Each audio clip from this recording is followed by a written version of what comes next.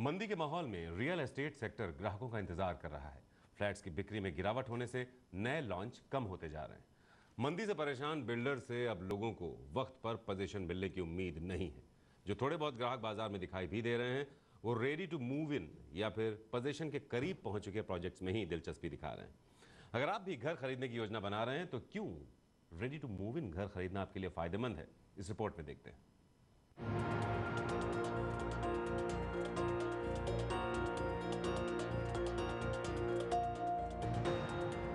Delhi NCR में real estate की सबसे बड़ी मुश्किल पोजीशन में हो रही देरी है। मंदी के माहौल ने 3-4 साल में बनकर तैयार हो जाने वाले प्रोजेक्ट्स के पूरा होने की मियाद को 5 साल से भी ज्यादा कर दिया है।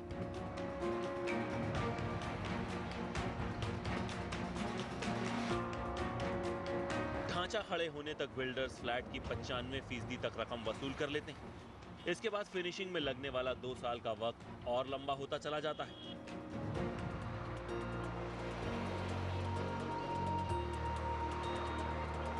फिनिशिंग की स्टेज पर बिल्डर्स को ग्राहकों से कुछ नहीं मिलता और वो अब तक हासिल हुई रकम को कहीं और लगा देते हैं। ऐसे में फिनिशिंग का काम बेहद सुस्त चाल से सरकता रहता है। ग्राहकों से बकाया 5% रकम डेवलपर पोजीशन के वक्त हासिल करते हैं। मंदी में प्रोजेक्ट्स की बिक्री में जोरदार ब्रेक लग चुका है। अब जब फ्लैट्स बिकेंगे ही नहीं तो कंस्ट्रक्शन का पैसा आएगा कहां से और डेवलपर घर बनाएगा कैसे? बेचारा ग्राहक तो इस मुश्किल में फंसकर रेंट और ईएमआई के दोहरे बोझ तले दब जाता है। मंदी के इस मौजूदा माहौल में ग्राहकों ने नए लॉन्च हुए प्रोजेक्ट से किनारा कर लिया है। आंकड़ों के मुताबिक ग्राहकों को अब वही प्रोजेक्ट्स पसंद आ रहे हैं जो बने हुए दिखाई दे रहे हैं और जिनमें घर खरीदने से उन्हें रेंट और ईएमआई का दोहरा बोझ नहीं उठाना पड़ेगा। डेवलपर्स का मानना है कि पोजीशन के नजदीक पहुंच चुके प्रोजेक्ट्स में ग्राहकों की दिलचस्पी बढ़ गई है। मंदी रही है पिछले 2-3 सालों में, तो बिल्डर्स भी ऐसे हैं कि उनके पास सेमी फिनिश्ड इन्वेंट्री या ऑलमोस्ट रेडी प्रोजेक्ट्स तैयार हैं, तो उस पर वो डिस्काउंट देके या अट्रैक्टिव कोई स्कीम देके कस्टमर्स को अपनी तरफ अट्रैक्ट करने की कोशिश कर रहे हैं। तो उसको वो कस्टमर्स को एक अच्छा आकर्षण दिखाई देता है उसमें।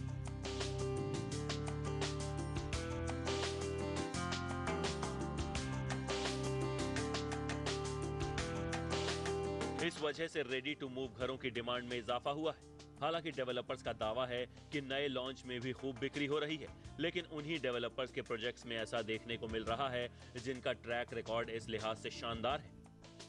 कुछ बिल्डर्स मार्केट में हैं ऐसे जो कंप्लीट नहीं करते या बहुत ज्यादा लेट कर देते हैं। अब हम लोगों के प्रोजेक्ट में, अब हम लोगों लास्ट ईयर में हम लोगों ने 3 प्रोजेक्ट लॉन्च किए हैं, तो तीनों प्रोजेक्टों में हम तो ऑलरेडी 60 to 70% सोल्ड आउट है। तो उसमें इन्वेस्टर्स भी आ जाते हैं, लॉन्ग टर्म इन्वेस्टर्स भी हैं, एंड यूजर्स भी आ जाते हैं। तो ये सब डिपेंड करता है बिल्डर के ऊपर आपका ट्रस्ट कितना है। सारे सब डिपेंड करेगा कौन बिल्डर कितने में बना पाएगा, नहीं बना पाएगा।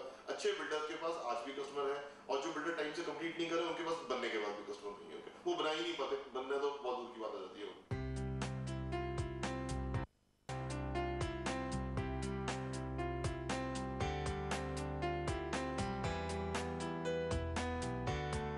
रेडी टू मूव में बढ़ती दिलचस्पी की वजह से रीसेल प्रोजेक्ट्स भी इस वक्त ज्यादा अफोर्डेबल हो गए हैं। ब्रोकर से खरीदी गई प्रॉपर्टी डेवलपर के मुकाबले सस्ती मिल रही है। 2-3 साल पहले हमने देखी कि काफ़ी इन्वेस्टर एक्टिविटी थी, लेकिन अब मार्केट में एंड कस्टमर ज़्यादा आ रहे हैं।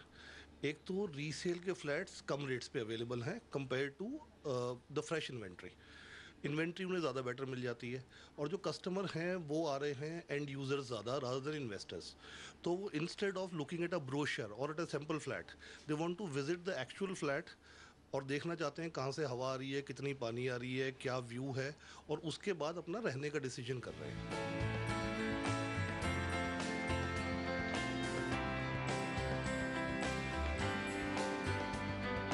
नए लॉन्च पर दांव लगाने से पहले ग्राहकों को चुनाव के नतीजों का इंतजार है। अच्छी खबर आने पर ही ग्राहक घर खरीदने के लिए बाहर निकलेंगे।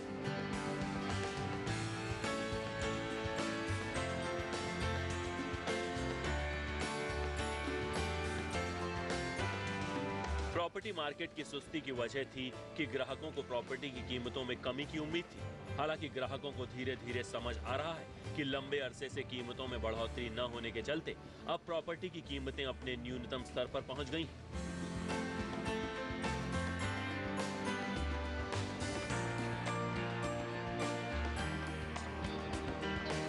के बाद तो सरकार के बदलने और स्थिर सरकार के गठन से प्रॉपर्टी की कीमतों में तेजी आ सकती है।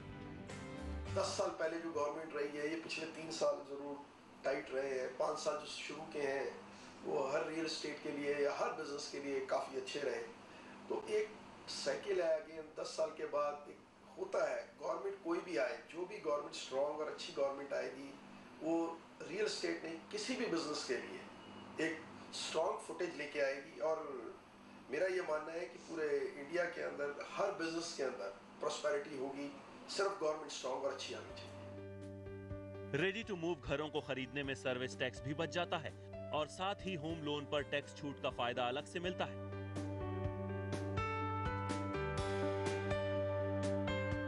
अगर आप भी प्रॉपर्टी खरीदने का इरादा बना रहे हैं तो मौजूदा हालात में रेडी टू मूव घरों की तरफ देखना ही फायदेमंद सौदा साबित होगा।